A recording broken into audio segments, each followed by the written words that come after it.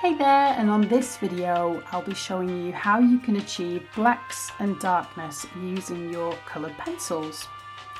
Now if you've got a set of coloured pencils, you'll note that most of them will come with a pre-mixed black. So this is a Polychromos black, but as you can see this is 12 layers of this, just one over the other using light pressure, and even with that amount of work I think you end up with kind of a one-dimensional, kind of quite flat black. It's not this deep, inky, moody black that I was looking for. But as you move along and look at these colours here, whilst they're not true blacks, you can notice that there is darkness in contrast to the colour of the paper.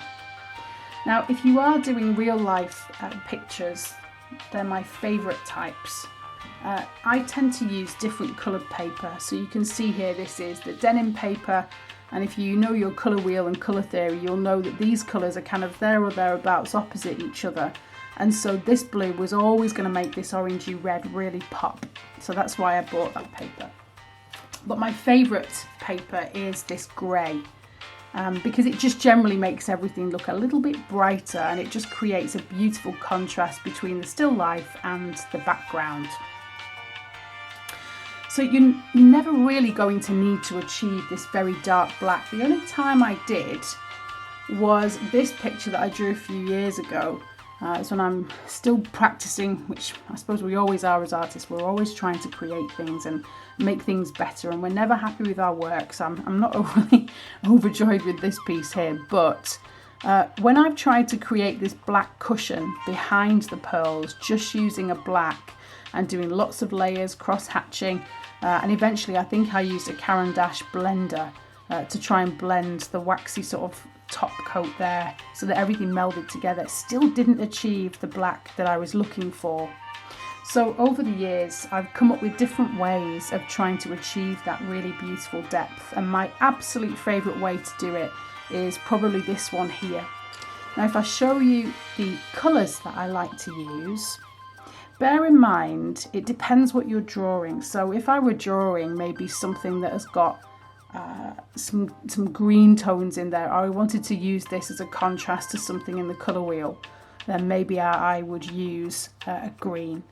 But generally speaking, my favourite way to achieve depth would be starting with magenta, moving into the indigos, the dark blues, these beautiful colours here. This mauve is also really good, and you can see where I've used that in the background just here. And I just use light pressure and just create lots and lots of layers, not rushing, and eventually I go in with the black over the top, and I just do a very, very light coating of the black, not too hard. I make sure I leave little gaps, spaces between each line. And I'm just going to go in cross-hatching this from different angles, so I'm not overloading what I've done in the background and just covering it over with the black. I'm just bringing in one last layer of darkness there, and then you can blend using a cotton bud Q-tip if you're in America. And you can also use mineral spirits. So this one, and this one, I've used mineral spirits, which is just a solvent that just melts the top of the painting, the picture, and just gives you a little bit more of a matte finish there, and it also blends those colours together.